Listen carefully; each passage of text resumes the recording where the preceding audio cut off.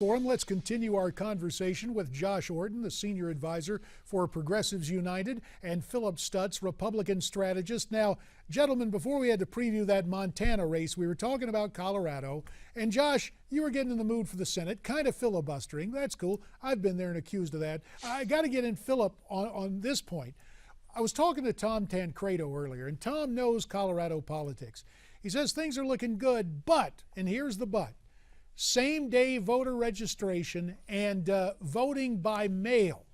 There's a concern, Phillip, that could allow some unscrupulous leftists to take a look at the votes needed to prevail in that Senate race and also for governor. How real is that concern about vote fraud, Colorado and elsewhere?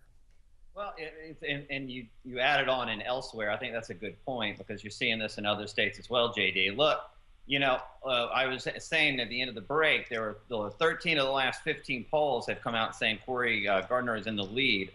And so, you know, I can't make any, I'm not going to make any accusations. I don't know how this is going to play out. I do think it's something you keep an eye on. There, it could be wrought with fraud, but I'm also giving an open mind until we actually see what happens. Gardner has definitely made a strong upward trend, as have Republican Senate candidates and a lot of congressional candidates in tight races across the country. And so the momentum is there. Will the same-day balloting, will some of these new provisions come into play? We'll have to see on Election Day. All right, Josh, we don't want to completely demean those on the left. We realize that voter fraud can be an equal opportunity temptation. But tell us why we shouldn't be concerned about it coming up 8 days from now. Oh, I love it when Republicans talk about this because when they talk about this sort of evidence-free notion of voter fraud, what they're really trying to say is, well, we might be letting too many eligible Democrats be voting, and that could be a concern for us because if the more people vote, the worse we do. You know, look, I'm of the position that voter fraud is a marginal, if non-existent problem. And when you talk about voting by mail, this program to allow the most qualified people who can vote to vote, of course it's terrible for Republicans because when more people vote, they always lose. Well, when more people vote, they always lose. Phillip, you care to counter that? And by the way, one more point. If you look at the states where Republicans are focusing on voter fraud, it's not even across the board. There are always places where they need the political advantage. It's consistent. All right, well, let's let the last word go to Phillip. Phillip, go ahead. Now, Josh does seem to be making things up and making false accusations. And on the right, I can tell you I've run hundreds of campaigns, if not thousands. There's never been one conversation in any campaign I've ever been a part of where we were trying to get less people to vote. The more people understand Republican policies, the more Republicans get voted into office. Look at how many governors we have right now. It's just ridiculous. We have the majority in the House. It's just the stupidest assumption I've ever heard. Republicans have been caught on tape saying it.